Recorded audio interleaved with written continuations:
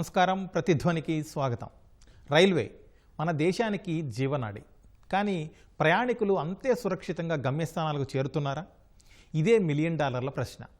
యలమంచిలి వద్ద టాటా ఎర్నాకుళం ఎక్స్ప్రెస్లో అగ్నికీలలు రైల్వే భద్రతపై మరోసారి ఆందోళనలు రేకెత్తించాయి. 2 బోగీలు పూర్తిగా దగ్ధమయ్యాయి. విజయవాడకు చెందిన చంద్రశేఖర్ సుందరం అనే 70 ఏళ్ల వృద్ధుడు ప్రాణాలు కోల్పోయాడు. గణాంకాల ప్రకారం 2014-14 మధ్యలో ఏడాదికి సగటున 171 ప్రమాదాలు జరగగా 2024-25 నాటికి అది 31కి తగ్గింది. కానీ ప్రమాదాల తీవ్రత పునరావృతం అవుతున్న తీరు భయం కలిగిస్తోంది. పట్టాలు తప్పడం, అగ్ని ప్రమాదాలు, మానవ తప్పిదాలు ఇప్పటికీ సవాళ్లుగానే ఉన్నాయి. మరి వీటికి అడ్డుకట్ట ఎప్పుడు? కవచ్ లాంటి సాంకేతికతలు పూర్తి స్థాయిలో ఎప్పుడు అందుబాటులోకి వస్తాయి? ప్రయాణికుల ప్రాణాలకు భరోసా ఎలా? ఇదే అంశంపై నేడు ప్రతిధ్వని. మన చర్చలో పాల్గొంటున్న వారు శివకుమార్ గారు, రైల్వే రంగ నిపుణులు; జుబేర్ అలీఖాన్ గారు, fire origin and cause forensic expert; అలాగే భాస్కర్ రెడ్డి గారు, రైల్వే విశ్రాంత ట్రాఫిక్ ఇన్స్పెక్టర్. ముందుగా శివకుమార్ గారు, రైల్వే ఈరోజు మరొక ప్రమాదం జరిగింది. పెద్ద ప్రమాదమే అయినప్పటికీ ప్రాణ నష్టం తక్కువగా ఉండడం కొంత ఊపిరి పీల్చుకునేలాగా ఉంది. కానీ ఈ ప్రమాదం జరిగిన తీరు మాత్రం తీవ్రంగా కలవరం సృష్టిస్తుంది. అసలు ఎందుకు ఈ ప్రమాదాలు వరుసపెట్టి అప్పుడప్పుడు జరుగుతూనే ఉంటున్నాయి? వీటికి అడ్డుకట్ట ఎలా? మనకు 22-23లో మనకు చూస్తే చాలా ఈ ఫైర్ యాక్సిడెంట్స్ ఎక్కువ జరుగుతున్నాయి. మామూలు యాక్సిడెంట్తో పాటు ఫైర్ యాక్సిడెంట్లు. దాంట్లో ఈరోజు అనకాపల్లి దగ్గర జరిగింది, యలమంచిలి దగ్గర ఉదయం 1:30కి. అంటే ఇది ఒక పెద్ద పజలింగ్. ఇది ఇప్పటివరకు అధికారులు ఎందుకు జరిగింది చెప్పలేకపోయారు ఇప్పటి వరకు. కానీ ఒకటి, సిగరెట్ అనేది ఎవరైనా కాల్చి పడేసి ఉండొచ్చా అనేది ఒక పాయింట్ ఉండొచ్చు. అంటే దానివల్ల కూడా కావచ్చు.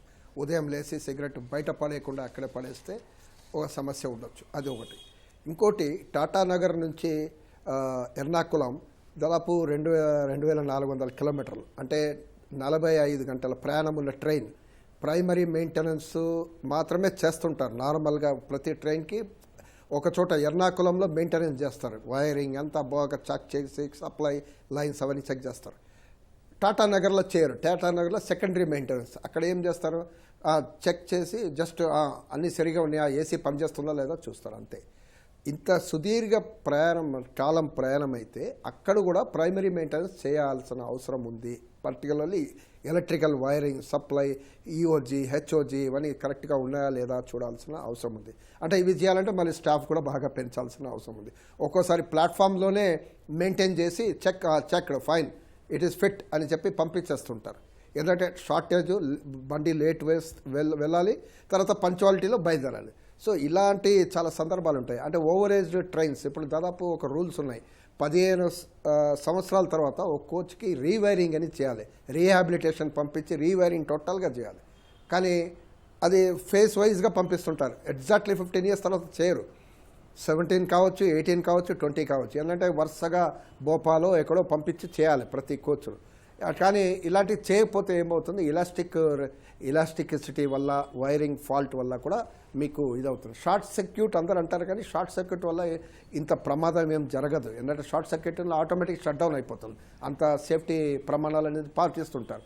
సో ఈ సిగరెట్ లేకపోతే ఈ ఓవర్ వైరింగ్ అనేది ఉండొచ్చు. తర్వాత అవుట్ సోర్సింగ్, స్టాఫ్ మెయింటైన్ చేయడానికి మీరు కోచ్కి మొత్తం 12 కోచ్లు ఉంటే ఒకటే టెక్నీషియన్ ఉంటాడు, రైల్వే టెక్నీషియన్, రెగ్యులర్ ఎంప్లాయీ. 12 కోచ్లకి ఒకటి. అసిస్టెంట్లు ఎంత ఉంటారంటే 2-3 కోచ్లు ఒక అసిస్టెంట్. కాబట్టి ఈ కోచ్లను చూడటానికి, మెయింటైన్ చేయడానికి, ఏమైనా ప్రమాదం వస్తే వెంటనే అరికట్టడానికి మీకు స్టాఫ్ ఉండరు. మొత్తం 12 కోచ్లకు 2-3 ఉంటే అసిస్టెంట్స్ ఎక్కడ ఎవరికి ఉంటుంది? ఇది ఏదో లోకో పైలట్స్ చూడడం వల్ల ఆపారు కాబట్టి, వెంటనే స్టేషన్ దగ్గర ఆపారు కాబట్టి జనాలంతా బయట రావడంతో ఒక్కరు తప్ప మిగతా వాళ్ళంతా బతికిపడ్డారు. సో ఇది ఒక రకంగా మిరాకిల్ కూడా. లేకపోతే ఆ కోచ్, ఆ ఫ్లేమ్స్ అవన్నీ చూస్తే ఎక్కువ మంది చనిపోయే అవకాశాలు ఉన్న పొటెన్షియల్ ఫైరింగ్ అది జరిగింది ఈరోజు. స్మోక్ డిటెక్టర్లు ఇవన్నీ కూడా ఉండాల్సిన, ప్రతి కోచ్లో ఉండాలి. ఏసీలోనే కాదు, నాన్ ఏసీ కోచ్లో కూడా స్మోక్ డిటెక్టర్స్ ఉండాలి. ఫైరింగ్ ఎక్కడైనా వైరింగ్, ఎలక్ట్రిసిటీ ఏదో స్పార్క్ వస్తే దాన్ని ఆపడానికి డిటెక్టింగ్ అలాంటివి ఉండాలి. సో సేఫ్టీ అనేది ఎక్విప్మెంట్స్ ఈ రకంగా చేయాలి. ప్లస్ ఇంకోటి సేఫ్టీ ఆడిట్ అనేది కావాలి. సేఫ్టీ ఆడిట్ ప్రతిదీ ఆడిట్ చేస్తాం, సేఫ్టీని కూడా ఆడిట్ చేయాలి రైల్వేలో. అంటే ఈ ప్రధానంగా ఫైర్ యాక్సిడెంట్ మీద ఇది జరిగింది. ఈరోజు ఇంకో యాక్సిడెంట్ కూడా జరిగింది, ఇంకోసారి మాట్లాడదాం. ఈస్టర్న్ రైల్వేలో ఇంకో డీరైల్మెంట్ కూడా జరిగింది.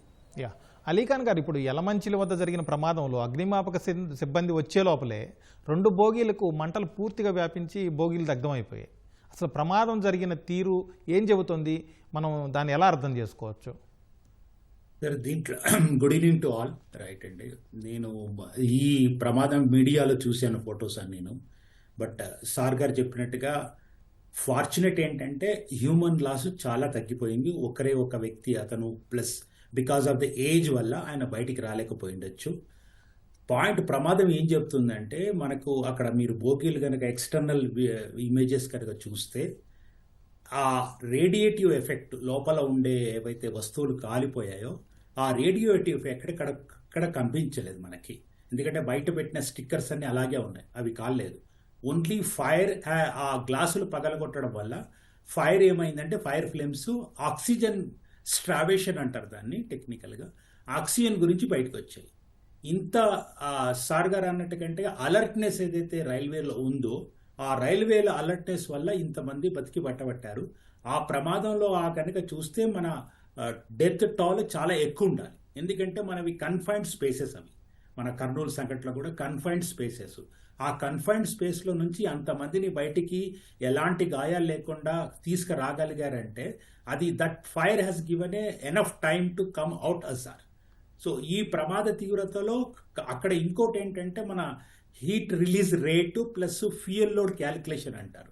అంటే మన upholstery of the railways plus అక్కడ ఉన్న మన, మీరు బాగా గమనిస్తే అటువైపు బోగీకి M1 బోగీకి ఏం కాలే, అంటే తక్కువ ఫైర్ డ్యామేజ్ ఉంది. ఈ AC బోగీకి ఎక్కువ ఫైర్ డ్యామేజ్ ఉంది. It's because of that upholstery కాకుండా అడిషనల్ ఫ్యూయల్ లోడ్ ఏదైతే 3 టైర్ AC బోగీలో ఉందో ఆ బెడ్షీట్స్ కానీ ఎన్ని మీకు కనీసం అట్లీస్ట్ అంటే 5 to 6 ఐటమ్స్ ఒక వ్యక్తికి ఉంటాయి. ప్లస్ వాళ్ళ బట్టలు అవన్నీ కాకుండా ఈ రైల్వే ఇచ్చిన సప్లై చేసేది అవుతుందో దట్ కిస్ హ్యూజ్ ఫ్యూయల్ లోడ్గా వర్కౌట్ అవుతుంది. ఆ మెగా జ్యూవల్స్లో కనుక హీట్ జనరేట్ అయినది కాబట్టి మనం ఆ ప్రమాదం చూడగలిగాము. బట్ ఏంటంటే మీరు అన్నట్టుగా రైల్వే ఫైర్ డిపార్ట్మెంట్ వాళ్ళు వచ్చే లోపల అంతా కాలిపోయింది. బట్ ఈ రైల్వే స్టాఫ్ ఏదైతే అలర్ట్నెస్ వల్ల we could able to save lot of human loss. అది ఓకే సార్. భాస్కర్ రెడ్డి గారు, ఇప్పుడు అసలు ఎక్కువ శాతం ప్రమాదాలు ఎలాంటి కారణాలతో జరుగుతున్నాయి? జరిగిన ఘటనల నుంచి రైల్వే శాఖ కానీ మన ప్రభుత్వాలు కానీ పాఠాలు నేర్చుకుంటున్నాయా?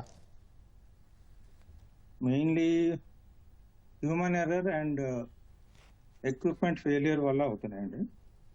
అండ్ ఇన్ఫ్రాస్ట్రక్చరల్ రీప్లేస్మెంట్ అవ్వకపోవటం టైంలో హ్యూమన్ ఎర్రర్ అనేది ఏంటంటే స్టాఫ్ షార్టేజ్ ఎక్కువ ఉంది రైల్వేస్లో. దాని తర్వాత వీళ్ళకి ఏమైపోయిందంటే క్రూకి, అంటే లోకో పైలట్, వీళ్ళకి కంటిన్యూస్ నైట్ డ్యూటీస్ ఎక్కువ ఉన్నాయి. ఎందుకంటే మనం జనరల్గా చూస్తాం ఈవినింగ్ ట్రైన్స్ ఎక్కువ ఉంటాయి, మార్నింగ్కి డెస్టినేషన్ రీచ్ అవ్వటం వల్ల. సో వీళ్ళకి కంటిన్యూస్ నైట్ డ్యూటీస్ అయిపోతున్నాయి. అదొక మెయిన్ ప్రాబ్లం అవుతుంది. ఫిజికల్గా కూడా స్ట్రెస్ ఎక్కువ అయిపోయింది వాళ్ళకి. తర్వాత ఇప్పుడు ఏంటంటే హై స్పీడ్ కూడా పెంచారు, ఇప్పుడు ట్రైన్ స్పీడ్ అన్ని పెంచారు. అండ్ సిగ్నల్స్ కూడా ఆటోమేటిక్ సిగ్నల్స్ ఎక్కువ పెట్టారు. అంటే ఏంటంటే ప్రతి కిలోమీటర్కి సిగ్నల్స్ ఉంటాయి. వీళ్ళు 100 kmph పోవటము, కంటిన్యూస్ లోకో మానిటరింగ్ చేస్తూ సిగ్నల్ని కూడా మానిటర్ చేయటం అనేది చాలా ఇబ్బందికరమైన పరిణామం అది.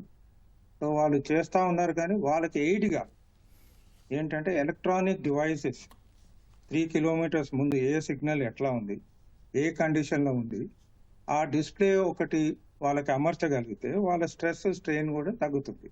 వాళ్ళు ఏంటంటే సేఫ్టీ మెజర్స్ మీద కూడా కాన్సన్ట్రేట్ చేయగలుగుతారు. ఇప్పుడు ఏమైపోయిందంటే సిగ్నల్ ఆల్మోస్ట్ 3-4 minutes ప్రతి సిగ్నల్ పాస్ అవుతున్నారు. దానివల్ల వాళ్ళకు కూడా స్ట్రెయిన్ ఎక్కువ అయిపోతుంది. ఇంకోటి ఏంటంటే సిస్టమ్ ఫెయిల్యూర్, సిగ్నికల్ మన infrastructural equipment, signalling, track equipment, coaches, ఇవన్నీ ఓవరేజ్ వల్ల కూడా ప్రాబ్లం అవుతుంది. వీటిని సిస్టమేటిక్గా రీప్లేస్ చేస్తూ మెయింటెనెన్స్ కూడా సరైన స్లాట్స్ ఇస్తూ మెయింటైన్ చేయగలిగితే బాగుంటుంది.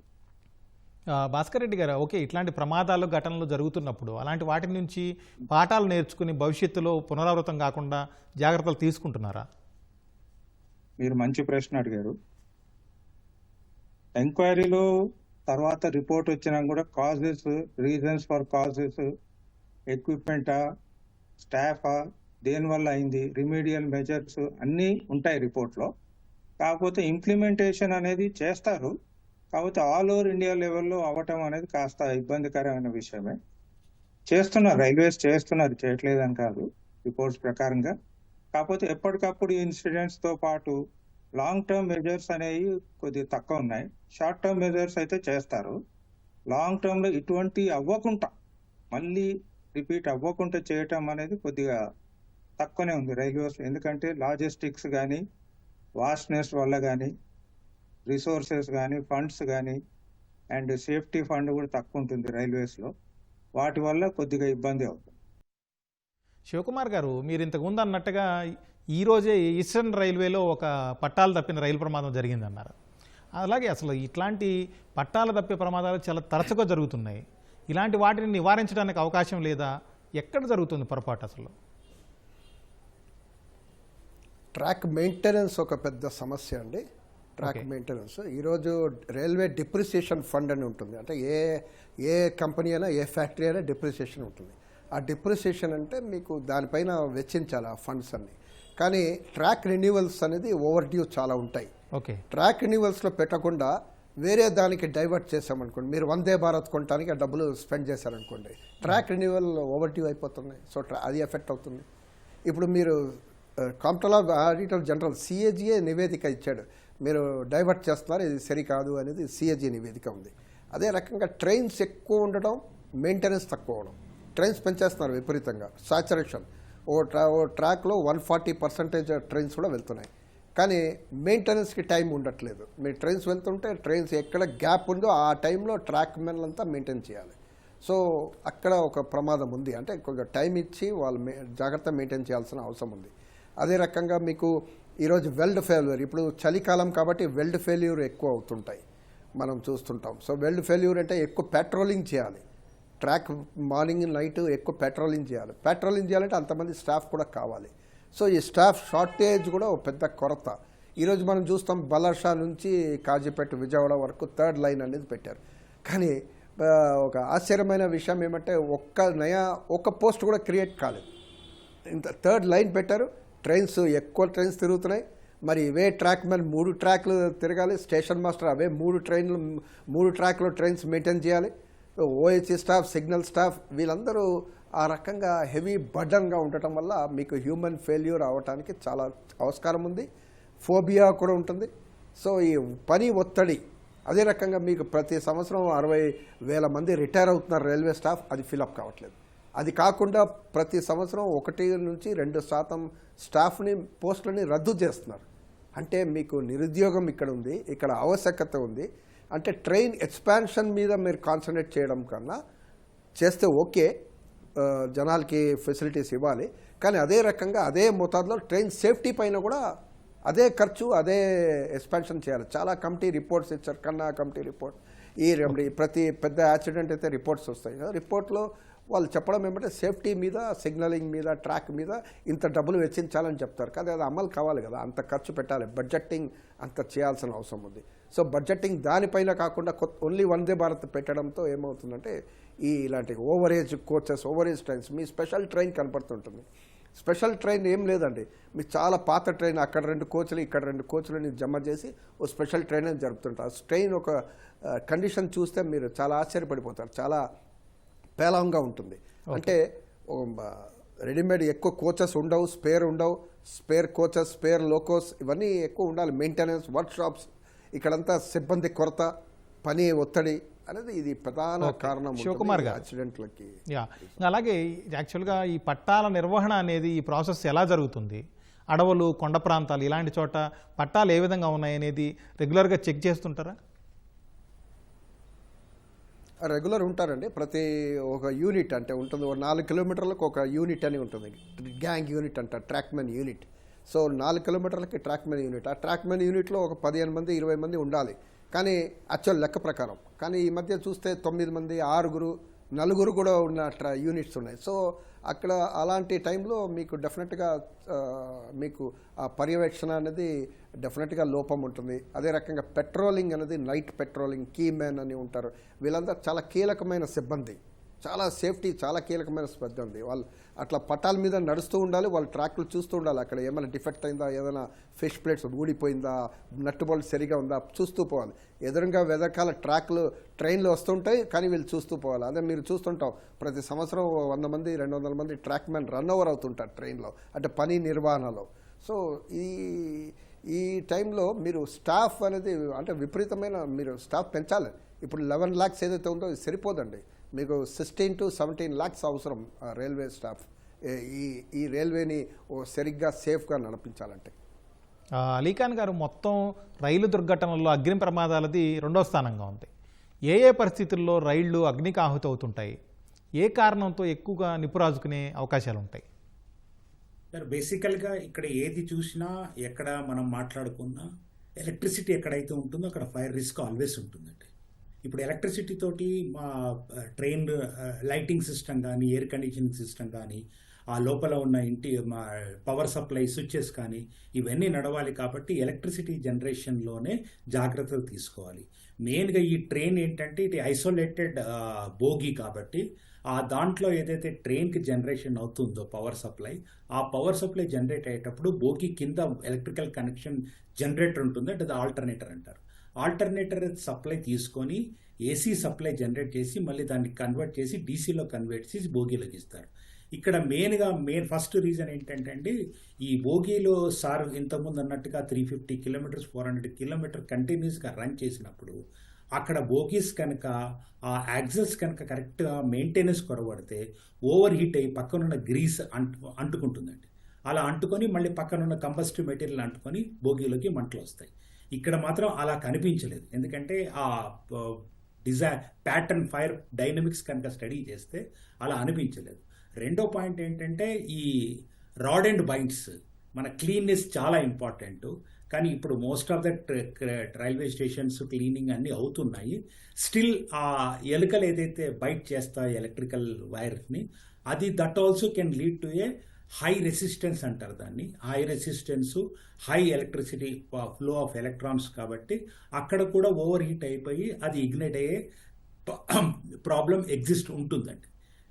థర్డ్ పాయింట్ ఏంటంటే ఇక్కడ మెయింటెనెన్స్ ఇష్యూ వచ్చినప్పుడు ప్రతి 100 kilometersకి 200 kilometersకి ఇప్పుడు సార్ గారు చెప్పినట్టుగా మ్యాన్ పవర్ షార్టేజ్ ఉంది. ఉన్న man power it is not adequate, అంటే పరిజ్ఞానం కూడా లేని మ్యాన్ పవర్ ఉంటే ఇలాంటివన్నీ ప్రాబ్లమ్స్ సాల్వ్ అవుతుంటాయి.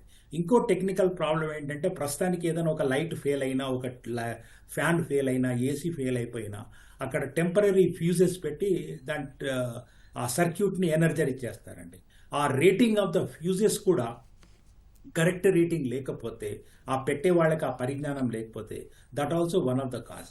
అన్నిటికంటే ఏంటంటే అండి, మన దగ్గర పర్సనల్గా ఇంట్లో అయినా, మన కారులో అయినా, మన ప్రయాణం చేసే బస్సులో అయినా, ట్రైన్లో అయినా మంటలు అంటుకుంటే ఫాస్ట్గా ప్రాపగేట్ కావడానికి చాలా వస్తువులు ఉన్నాయండి. కానీ మంటలు అంటుకుంటే ఆపే వస్తువు ఏదీ లేదండి, ఎవరి దగ్గర లేదు. ఇది మన మైండ్ సెట్కు సంబంధించిన విషయం అండి.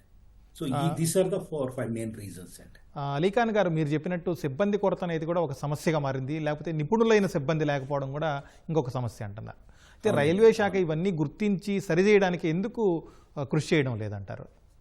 అంటే బహుశా ఆ కృషిలో భాగంగానే ఇంతమంది ఒక్క వ్యక్తే చనిపోయాడు, చాలామంది బతికి బట్టగట్టారని నా ఒపీనియన్ అండి. ఎందుకంటే ఆ రైల్వే వ్యవస్థ సరిగ్గా పనిచేసినందువల్ల కరెక్ట్ టైంకి ట్రైన్ ఎక్కడో ఆగకుండా స్టేషన్లో ఆగేటట్టుగా చేయగలిగారు వాళ్ళు.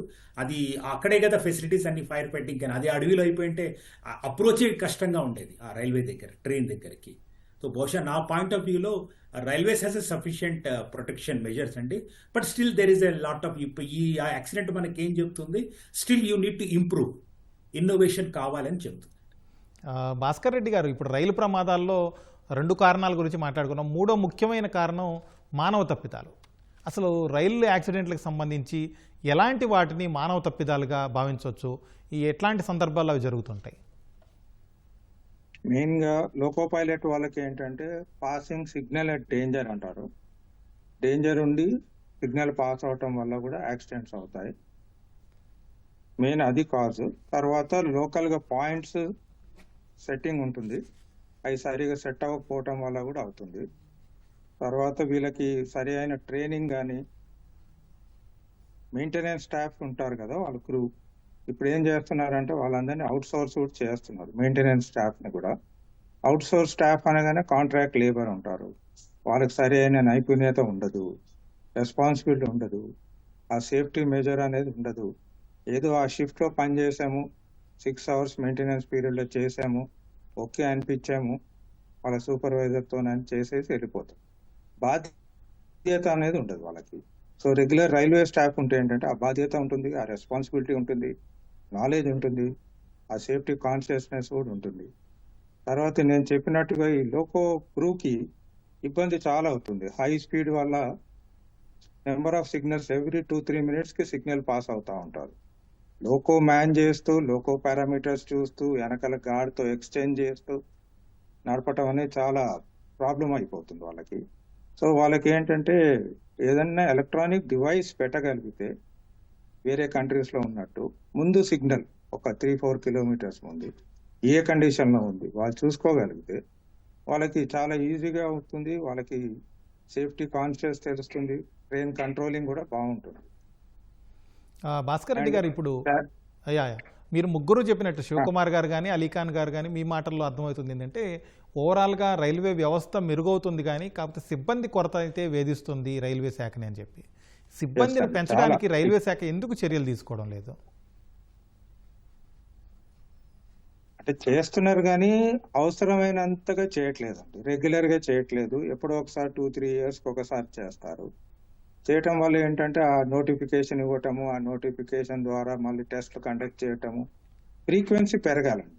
ఏంటంటే రిటైర్మెంట్స్ ఎక్కువ ఉన్నాయి, రిక్రూట్మెంట్స్ తగ్గిపోయి, ఎప్పుడో 2-3 yearsకి ఒకసారి నోటిఫికేషన్ ఇచ్చి చేస్తామనేసరికి వాళ్ళు రెగ్యులర్ సర్వీస్లోకి ట్రైన్ అయ్యి వచ్చేసరికి ఆల్మోస్ట్ 1 year, 1.5 years పడుతుంది. ఈ టైం గ్యాప్లో ఇంకొంతమంది కూడా రిటైర్ అయిపోతున్నారు. సో ఎవ్రీ 6 monthsకు రెగ్యులర్ రిమీడియల్ మెజర్స్ తీసుకొని రిక్రూట్మెంట్స్ పెట్టి ట్రైనింగ్ ఇచ్చి స్టాఫ్ని పెంచడం, రెగ్యులర్ స్టాఫ్ అండి, అవుట్ సోర్సింగ్ స్టాఫ్ కాదు, రెగ్యులర్ స్టాఫ్ని పెంచడం చాలా ఇంపార్టెంట్ అండి. భాస్కర్ రెడ్డి గారు, అలాగే రైల్వే వ్యవస్థ కావచ్చు, ఇతర ఏ వ్యవస్థలైనా ప్రయాణ సమయాల్లో ప్యాసింజర్ అలాగే సిబ్బంది వాళ్ళందరి సేఫ్టీ అనేది చాలా ముఖ్యమైన విషయం అందరికీ, ఎవరికైనా కూడా. ఎంత త్వరగా రీచ్ అవుతున్నాం దానికంటే భద్రత, ప్రాణాలు భద్రత అనేది చాలా ముఖ్యం.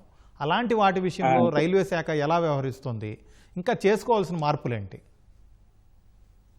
ఫస్ట్ ఏంటంటే సేఫ్టీ ఓవర్ స్పీడ్ అని ఇది తెచ్చుకోవాలండి. Safety is more important over speed. ఇప్పుడు ఏంటంటే number of passengers, number of trains అన్నీ ఇంట్రడ్యూస్ చేయటం వల్ల ఈ ఎక్విప్మెంట్ కానీ రిసోర్సెస్ కానీ అన్నీ ఓవర్ స్ట్రెయిన్ అయిపోతున్నాయి. ఓవర్ స్ట్రెయిన్ అవటం వల్ల ఈ బ్రేక్ అవటం కానీ, ఫెటిగ్ రావటం కానీ, క్లైమాటిక్ కండిషన్స్లో కూడా మన దగ్గర వింటర్ ఉంటుంది, సమ్మర్ ఉంటుంది, రెయినీ సీజన్ ఉంటుంది.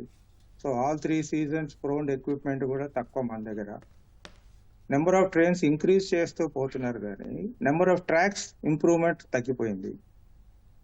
అండ్ మెయింటెనెన్స్ కూడా మోర్ ట్రైన్స్ అవ్వటం వల్ల వాళ్ళకి టైం స్లాట్ ఇవ్వట్లేదు మెయింటైన్ చేయటానికి. కానీ సిగ్నల్స్ కానీ, ట్రాక్ కానివ్వండి, కోచెస్ కానివ్వండి, స్ట్రెస్ ఎక్కువ అయిపోయింది వాళ్ళకి.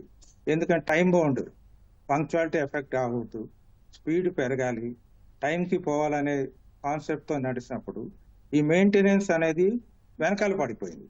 సో మెయింటెనెన్స్ ఆస్పెక్ట్ స్ట్రిక్ట్గా ఎన్ఫోర్స్ చేస్తూ, రిలయబుల్ మెటీరియల్ వాడుతూ, రిపేర్స్ చేస్తూ, టైంకి స్లాట్స్ ఇవ్వటం వాళ్ళకు కూడా మెయింటెనెన్స్కి, క్వాలిటీ ఎక్విప్మెంట్ని రిపేర్ చేయకుండా రీప్లేస్ చేయటం అనేది ఇంపార్టెంట్ అండి.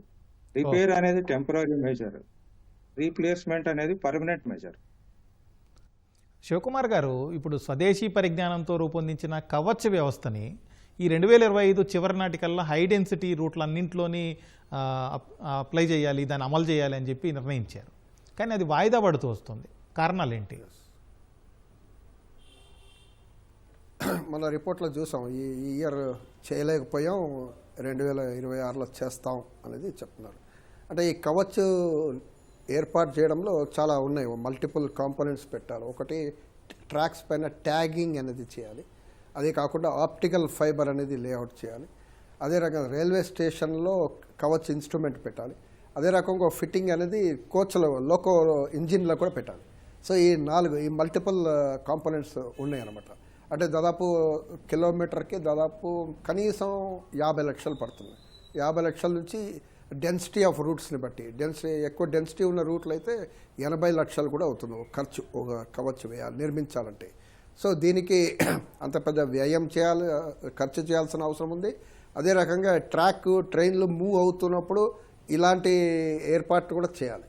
సో హై డెన్సిటీ రూట్లో మీరు ట్రైన్లు పంక్చువాలిటీ కొంచెం లూజ్ అవుతుంది, ఎందుకంటే మీరు ఇవి నిర్మించాలి కాబట్టి.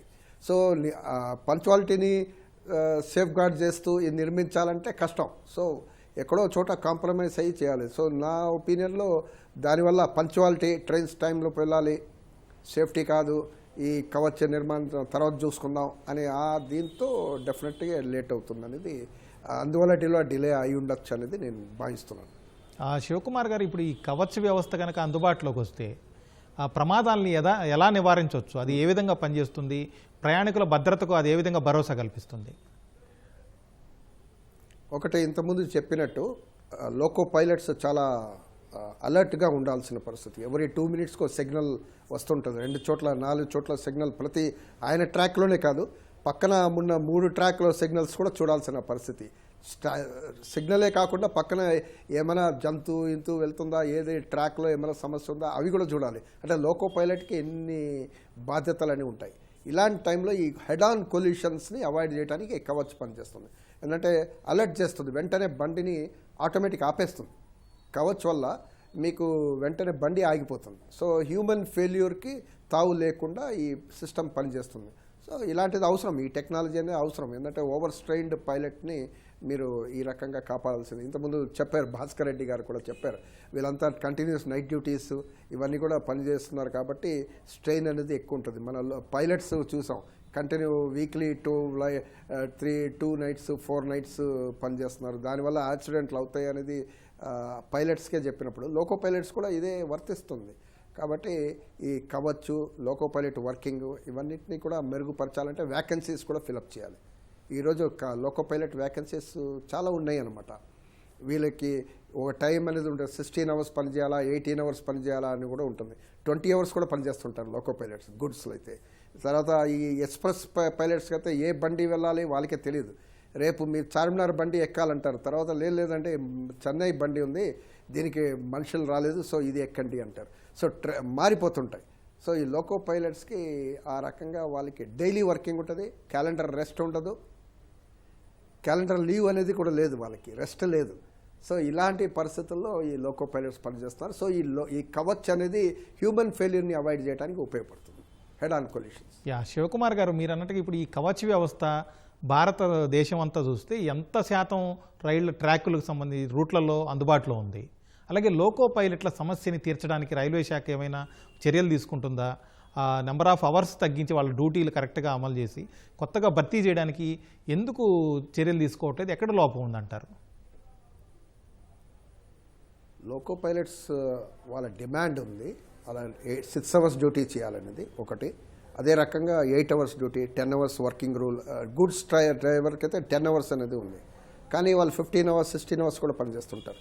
అదే రకంగా వాళ్ళు ఇంటికి వస్తే దాదాపు 60 గంటలు 70 గంటలు కూడా అవుతుందన్నమాట. 3 రోజుల తర్వాత ఇంటికి వస్తుంటారు. సో ఇలాంటి పరిస్థితుల్లో లోకో పైలట్స్ పనిచేస్తారు. దీనికి ఏమంటే క్లియర్ అండి, వ్యాకెన్సీస్ని ఫిలప్ చేయాలి. వ్యాకెన్సీలే కాకుండా ఇప్పుడు ఉన్న పోస్టులు కాకుండా మీరు ఫ్యూచర్లో మీరు ప్లాన్ చేయాలి. ఇప్పుడు 3వ లైన్ వేస్తున్నారండి, 3వ లైన్ వేస్తే మీకు అంచనా ఉండాలి, 3వ లైన్లో ఇంకా ట్రైన్ నడిపితే దానికి ఇన్ని ట్రైన్స్, ఇంతమంది లోకో పైలట్లు, అసిస్టెంట్ లోకో పైలట్లు అవసరం అనేది మీకు అంచనా ఉండాలి.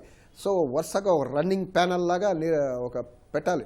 అంటే వ్యాకెన్సీ వచ్చినప్పుడు తర్వాత మీరు ఇండెంట్ వేసి ఆర్ఆర్బి ఎగ్జామ్ కండక్ట్ చేసి వాళ్ళు ఎప్పుడో రిజల్ట్ ప్రకటించి తర్వాత మీకు వాళ్ళు ట్రైనింగ్ దాదాపు 1 year 1.5 year ట్రైనింగ్ తర్వాత వాళ్ళు వస్తే ఇంత టైం గ్యాప్ 4-5 years అవుతుంది గ్యాప్.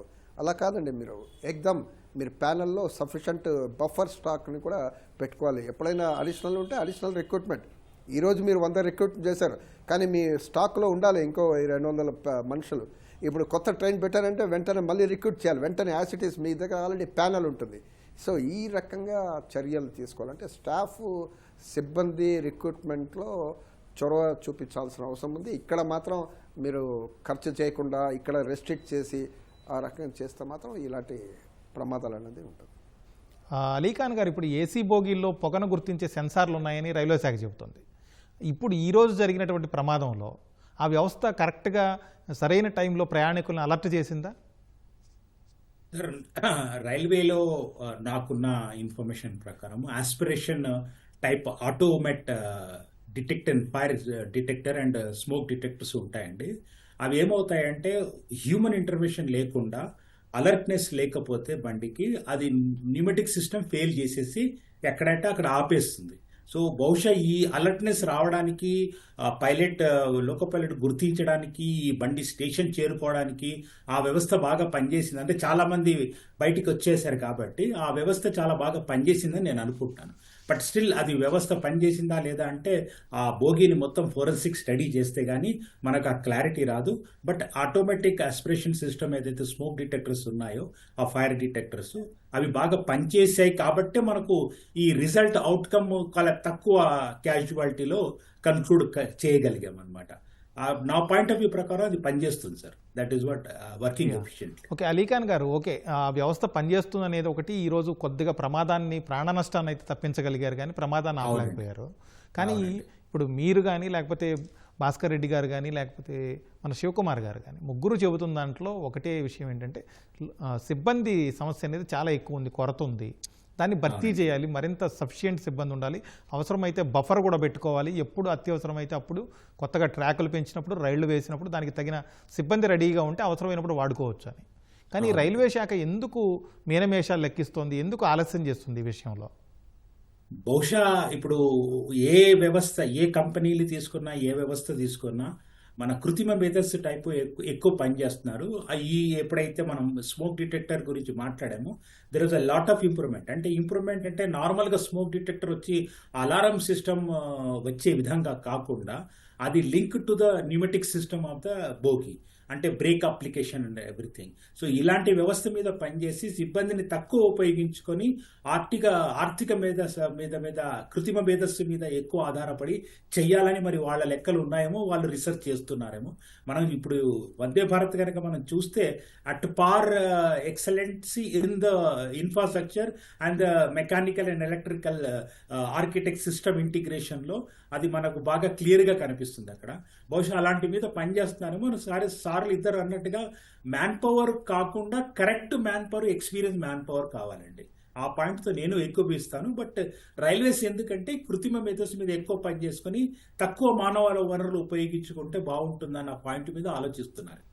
అలీఖాన్ గారు, ఓకే, మీరు చెప్పినట్టు టెక్నాలజీని వాడుకోవాలి, దాన్ని అభివృద్ధి జరుగుతున్న కొద్దీ ఇంప్లిమెంట్ చేయాలి. కానీ ఆ టెక్నాలజీని పూర్తి స్థాయిలో ఇంప్లిమెంట్ చేసే వరకైతే తగినంత సఫిషియెంట్ స్టాఫ్ అయితే ఉండాలి కదా? తప్పకుండా అండి. కానీ బట్ అక్కడ ఏంటంటే మనం ఇప్పుడు ఆలోచించాల్సింది ఏంటంటే ఆర్థిక వ్యయం గురించి, ప్రాఫిట్ అండ్ లాస్ గురించి. నాకు తెలిసినంత వరకు ప్యాసింజర్ ట్రైన్ రన్నింగ్లో రైల్వేకి ఎలాంటి లాభం ఉండదని నేను అనుకుంటున్నానండి. కాబట్టి అక్కడ వాళ్ళ పాయింట్ ఆఫ్ వ్యూలో ఆలోచిస్తున్నట్టున్నారు. కానీ మీరు అన్నట్టుగా అన్నిటికంటే ఏంటంటే సార్, మ్యాన్ పవర్ ఇప్పుడు రిక్రూట్ చేసుకుంటాం, వాళ్ళకి సార్ అన్నట్టుగా 1.5 year ట్రైనింగ్ అవుతుంది. బట్ ఆ 1.5 ట్రైన్ అందరూ ఒకే రకంగా గ్రాస్ప్ చేసుకొని చేయగలుగుతారా అన్నది ఇంకో సమస్య అండి. అది ప్రాబ్లం అక్కడ.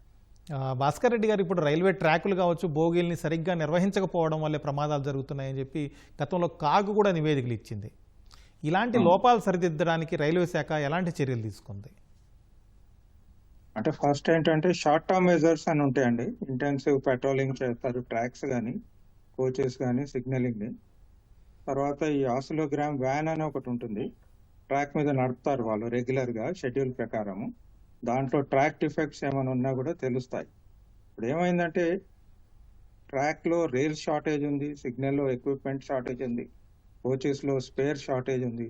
వీటి వల్ల ఏంటంటే టెంపరీగా అటెండ్ చేసి పంపిస్తున్నారు. లాంగ్ టర్మ్గా క్యాలిక్యులేట్ చేసి కోచెస్ కానీ, ట్రాక్ కానీ, సిగ్నల్ ఎక్విప్మెంట్ కానీ time bound with in a frame 1 year 2 year, ఒక లెంగ్త్, 1 kilometer, ఒక స్ట్రెచ్ ఆఫ్ ట్రాక్ అట్లా ప్లాన్ చేసుకుంటూ వెళ్తే అది సిస్టమేటిక్గా చేసుకుంటూ వీటికి ఏంటంటే లైన్ బ్లాక్స్ అని ఉంటాయండి, అవి కూడా ఇవ్వాలి.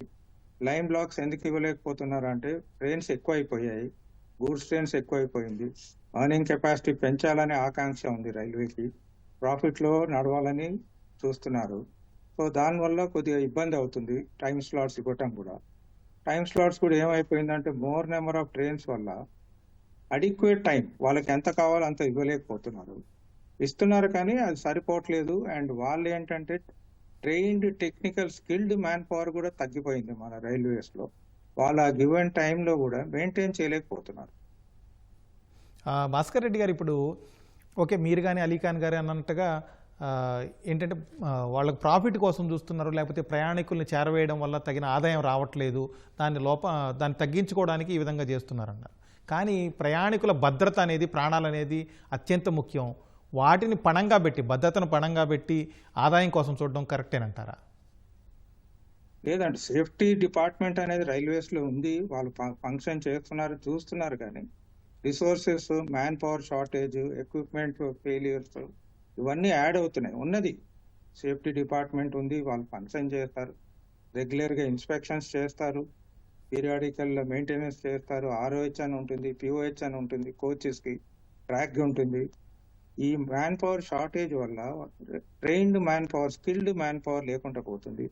తర్వాత ఈ ఫైర్ కోచెస్ అన్నాం కదా, ఇప్పుడు ఈ వచ్చిన కాన్సెప్ట్లో ఫైర్ రిటార్డెంట్ మెటీరియల్ అంటారు, అది వాడట్లేదు. ఫైర్ అంటుకునేలాగా మెటీరియల్ వాడుతున్నాము, అదొకటి. ఫైర్ రిటార్డెంట్ మెటీరియల్ వాడాలి.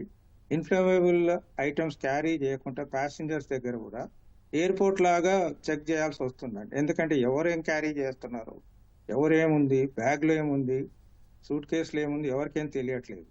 ఎందుకంటే మిస్క్రియంట్ యాక్టివిటీ కూడా ఎక్కువ ఉంది. ఎవడో మధ్యలో ఎక్కేస్తాడు, సిగరెట్ బీడీ తాగుతాడు, పడేసి వెళ్ళిపోతాడు, దానివల్ల కూడా అవుతుంది. ఈ ప్రాబ్లమ్స్ చాలా ఉన్నాయి. సో స్ట్రిక్ట్ మెజర్స్ పెట్టాలండి. తర్వాత ఏంటంటే నా సజెషన్ ఏంటంటే కుదిరితే రైల్వేస్ కూడా సీసీటీవీ ఈచ్ కోచ్లో పెట్టగలిగితే ఏమవుతుంది, లోకో పైలట్ కానీ వెనకాల ట్రైన్ మేనేజర్ కానీ చూస్తూ రెగ్యులర్గా మానిటర్ చేస్తూ అవసరమైనప్పుడు ఎమర్జెన్సీలో స్టాప్ చేయటం కానీ రెక్టిఫికేషన్ మెజర్స్ చేయటం కానీ చేయగలగాలండి. తర్వాత ఈ ఫైర్ ఎస్టింగ్విషర్స్ ట్రైనింగ్ అని వాళ్ళు పర్మనెంట్ స్టాఫా, కాంట్రాక్ట్ స్టాఫా, ఎవరున్నా కానీ అందరికీ పబ్లిక్ కూడా ట్రైనింగ్ ఇస్తూ పోస్టర్స్ పెడుతూ ఫైర్ ప్రివెన్షన్ మెథడ్స్ ఏంటి అని ఒక చిన్న స్క్రీన్ లాగా అరేంజ్ చేసి రెగ్యులర్గా చెప్తూ చేయగలిగితే బాగుంటుందండి. You can avoid. Safety department is working, కానీ ఈ ఇబ్బందులు నేను చెప్పే షార్టేజ్ కానీ, స్ట్రెస్ కానీ, ఓవరేజ్ అసెట్స్ రీప్లేస్మెంట్ కానీ టైం బౌండ్లో జరగకపోవటం కాస్త ఇబ్బందికరంగా ఉంది. శివకుమార్ గారు, ఇప్పుడు రైళ్లలో ప్రయాణికుల భద్రతకు సంబంధించి చాలా కమిషన్లు వేశారు, వాళ్ళు నివేదిక కూడా ఇచ్చారు. ఆ నివేదికల్ని, ఆ సూచనల్ని కరెక్ట్గా అమలు చేస్తున్నారా? అలాగే ప్రయాణికుల భద్రతకు ప్రథమ ప్రాధాన్యం లభిస్తుందా రైల్వే శాఖలో, రైల్వే ప్రయాణికులకు సంబంధించి? ప్రయాణికులు ఇంతకుముందు కూడా చెప్పాను, చాలా కమిటీలు, ప్రధానంగా కన్నా కమిటీ అనేది చాలా ఫేమస్. అది కాకుండా ఇంకొక సైంటిస్ట్, ఆయన పేరు మీద కమిటీ, చాలా సిఫార్సులు ఇచ్చారు, కీలకమైన సిఫార్సులు. అంటే బేసికల్గా ఖర్చు పెట్టాలి, సిగ్నలింగ్ పైనే మీరు 1,00,000 కోట్ల రూపాయలు ఖర్చు పెట్టాలని ఒక కమిషన్ చెప్పింది, సిగ్నలింగ్ పైనే. కాబట్టి కానీ అంత ఖర్చు పెట్టట్లేదు కదా. ఈరోజు మనం చూస్తున్నాం, కాగే చెప్పింది 14% మీరు ఖర్చు పెట్టాలి ట్రాక్ రెన్యువల్కి, మీరు 7% ఖర్చు పెట్టారు, అంటే తక్కువ ఖర్చు పెట్టారు, వేరే చోట డైవర్ట్ అయింది. సో ఇవన్నీ సేఫ్టీకి విఘాతం కదా. అంటే ఇవన్నీ రైల్వేని ఇంతకుముందు చర్చ చేస్తారు, రైల్వేని లాభాలు, ప్రాఫిట్ అండ్ లాస్లో చూడాలా అంటే ప్రజా రవాణా సిస్టమ్ ఎక్కడైనా ప్రపంచంలో లాస్లోనే ఉంటుంది. కానీ ప్రభుత్వ బాధ్యత, రవాణా అనేది ప్రజల సంక్షేమం కోసం ఏర్పడింది. కాబట్టి ఇక్కడ ప్రాఫిట్ అండ్ లాస్ చూడొద్దండి. ప్రభుత్వం అనేది ఖర్చు పెట్టాలి. ఖర్చు పెట్టాలంటే వ్యయం డబ్బులు ఉందా లేదా అంటే దీనిపైన చాలా మనం చెప్పొచ్చు. 10 లక్షల కోట్ల రూపాయలు మీరు కార్పొరేట్స్కి రుణమాఫీ చేసినప్పుడు, బ్యాంక్ రుణాలు కట్ చేసినప్పుడు ఆ డబ్బులు దీనిపైన ప్రజా రవాణా, ఈ ఇన్ఫ్రాస్ట్రక్చర్ పైన ఖర్చు పెట్టాలి కదా. సో ఇది ప్రభుత్వ విధానాల్లో మనం ఈ రైల్వే సిస్టమ్ని కూడా చూడాల్సిన అవసరం ఉంది. అంటే ఎకనామిక్ పాలసీస్, ఆర్థిక విధానాల్లో దీన్ని కూడా చూడాలి. ఎందుకంటే ప్రతిదీ మళ్ళీ బడ్జెటే. నేను ఈ మధ్య చైనా వెళ్ళాను. చైనాలో 32 రాష్ట్రాల్లో హై స్పీడ్ నెట్వర్క్ ఉంది. కేవలం హై స్పీడ్ నెట్వర్క్ పెంచడానికే 10 లక్షల కోట్ల రూపాయలు పెట్టారు. Additional budget for 2024 was 10 lakh crore rupees మన ఇండియన్ దీంట్లో. అంటే మన దగ్గర మన బడ్జెట్లో 2 లక్షల కోట్లే ఉంటుంది మొత్తం రైల్వే ఖర్చులే.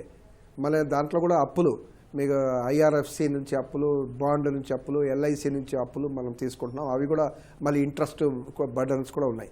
కాబట్టి ఇలా కాదు, మీరు దీనిపైన ప్రత్యేకంగా 5 లక్షల కోట్ల రూపాయలు 7 లక్షల కోట్ల రూపాయలు పెట్టాల్సిన అవసరం ఉంది. ప్రజా రవాణాని బాగు చేయాలంటే, మొత్తం ప్రజల్ని సంక్షేమంగా సురక్షితంగా తీసుకువెళ్ళాలంటే దీంట్లో బడ్జెట్ స్పెండ్ చేయాలి. బడ్జెట్ వేస్తే మరి స్టాఫ్ రిక్రూట్ చేయాలి. ఇంతకుముందు రిసోర్సెస్, ఆ రకంగా మెటీరియల్స్, ఇవన్నిటిని ఓవరేజ్డ్, ఇవన్నిటిని రీప్లేస్మెంట్, ఇవన్నీ కంటిన్యూస్గా సైమిల్టేనియస్లో జరగాలి. ఒకటి చేసాం ఒకటి మర్చిపోయామంటే సేఫ్టీ విఘాతమే. శివకుమార్ గారు, మీరు అన్నట్టుగా తగినంత ఖర్చు పెట్టకపోవడం, లేకపోతే సిబ్బంది కొరత, ఇవన్నీ చూస్తుంటే రైల్వే శాఖకి ప్రయాణికుల భద్రత అనేది పెద్ద ప్రయారిటీ కాదు. ఓకే, ఏదో నడిపిస్తున్నామంటే నడిపిస్తున్నాం, ఎట్లా జరిగితే అట్లా జరగని అన్నట్టుగా ఒక రకంగా గాలికి వదిలేశారని చెప్పొచ్చా? ప్రతి మినిస్టర్, రైల్వే మినిస్టర్, మేము రైల్వే సేఫ్టీ గురించి తీసుకుంటున్నామని ప్రతి ఒక్కరిని చెప్తూనే ఉన్నారు. సంవత్సరాల నుంచి మనం చూసాం. మేము అరాకొరా మెషర్స్ అనేది ఒక ఇష్యూ సంభవించింది. ఇప్పుడు ఎలక్ట్రికల్, ఇప్పుడు ఏసీ ఇష్యూ సంభవించింది. దీనిపైన కాన్సన్ట్రేట్ చేస్తారు. ఇప్పుడు కొద్ది రోజులు కాన్సన్ట్రేట్ చేస్తారు. మళ్ళీ ఇంకోటి ఏదో జరుగుతుంది, ఇంకో హెడ్ ఆన్ కొల్యూషన్, మళ్ళీ దానిపైన అప్పుడు దీనిపైన ఇది వ్యయం ఖర్చు పెడుతున్నాం, ఈ ప్లానింగ్ ఉందని చెప్తుంటారు. సో అలా కాదు, టోటల్గా ఒక వ్యూ తీసుకోవాలి. అంటే ప్రోయాక్టివ్ వ్యూ తీసుకొని టోటల్గా కాంప్రహెన్సివ్ రైల్వే సేఫ్టీ, ఇంజనీరింగ్ కానీ, ఎలక్ట్రికల్ కానీ, లోకో కానీ, ట్రాక్ కానీ, అన్నిటినీ మెకానికల్, ఇన్ని ఇష్యూస్ ఉన్నాయి. సో మెయింటెనెన్స్, వర్క్షాపు, ఇన్ని ఇష్యూస్ ఉన్నాయి. వీటన్నిటిపైన కూడా ఒక కాంప్రహెన్సివ్ పాలసీ అనేది ఉండాలి. కాంప్రహెన్సివ్ పాలసీ అంటే కాంప్రహెన్సివ్ బడ్జెట్ కూడా స్పెండ్ చేయాలి. అలీఖాన్ గారు, మీరు ఇంతకుముందు అన్నట్టు రైల్వే శాఖలో కృత్రిమ మీద కావచ్చు, ఇతర కొత్తగా వస్తున్నటువంటి టెక్నాలజీని వాడుకునే ప్రయత్నం చేస్తున్నారన్నారు. అది ఏ స్థాయిలో వాడుకుంటున్నారు ఇప్పుడు దాకా? అలాగే భవిష్యత్తులో ఇంకా ఈ ప్రజా రవాణానికి సంబంధించి మెరుగుపరచడానికి సేవల్ని, ఏఐని ఏ విధంగా వాడుకుంటే బాగుంటుందంటారు?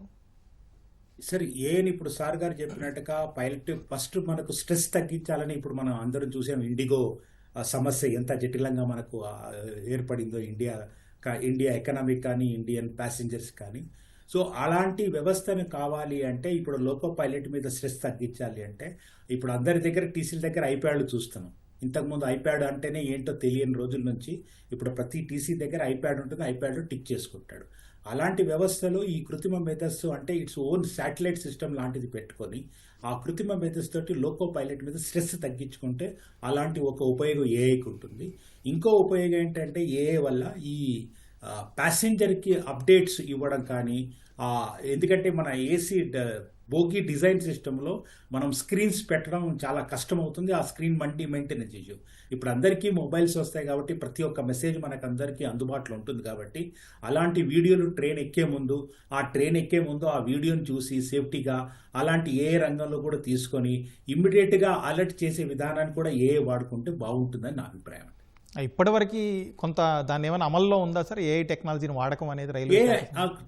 తప్పకుండా అమల్లో ఉందండి. అన్ని రకాలుగా, అంటే బహిర్గతం కాదు, ఎందుకంటే రైల్వే ఎంటిటీ కాబట్టి, కార్పొరేట్ ఎంటిటీ కాబట్టి అది బహిర్గతంగా చేసుకోరు. బట్ అన్ని వేళల్లో అన్ని చోట్ల మనకు ఏ సాధ్యం కాకుండా, ఏ ఇన్వాల్వ్మెంట్ లేకుండా ఈ రోజు మాత్రం టెక్నాలజీ పనిచేయడం చాలా కష్టం.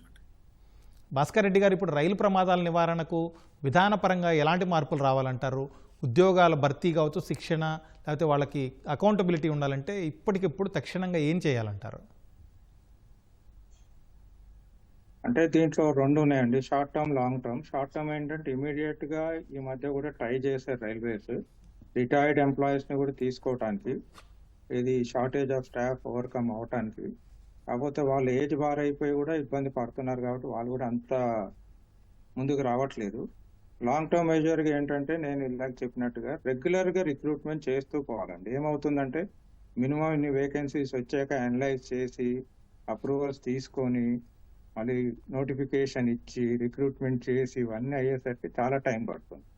సో ఆ ప్రొసీజర్స్ అన్ని కట్ షార్ట్ చేసి లోకల్గా రిక్రూట్మెంట్ చేయగలిగితే బాగుంటుంది. ఆల్ ఇండియా లెవెల్లో కాకుండా లోకల్గా కూడా తొందరగా ప్రాసెస్ అంతా ఫాస్ట్గా చేయటము. ఏంటంటే వేకెన్సీస్ కూడా నెక్స్ట్ 10 years ఏం రాబోతున్నాయి, ఎన్ని వస్తాయి, మనం రిక్రూట్మెంట్ ఎంతమందిని చేయాలి అని ప్లాన్ ప్రకారంగా ఇంప్లిమెంట్ చేయగలిగితే బాగుంటుందండి. భాస్కర్ రెడ్డి గారు, ఓకే, రైల్వే ప్రమాదాలు అయితే ఈ అగ్ని ప్రమాదాలు కావచ్చు, లేకపోతే రైళ్లు 2 ఢీ కొట్టడం కావచ్చు, కొన్నిసార్లు ట్రాక్ తప్పడం, ఇట్లాంటి ప్రమాదాలు అనేవి జరుగుతూ ఉంటాయి కొన్నిసార్లు. అలాంటి జరిగినప్పుడు ప్రయాణికులు ఏ విధంగా అలర్ట్గా ఉండాలి? వాళ్ళ ప్రమాదం నుంచి బయటపడాలంటే కనీసం ఒకవేళ వాళ్ళకు వీలు కుదిరినప్పుడు ప్రమాదం నుంచి తప్పించుకోవాలంటే ప్రయాణికులు ఎలాంటి అవగాహన కలిగి ఉండాలంటారు?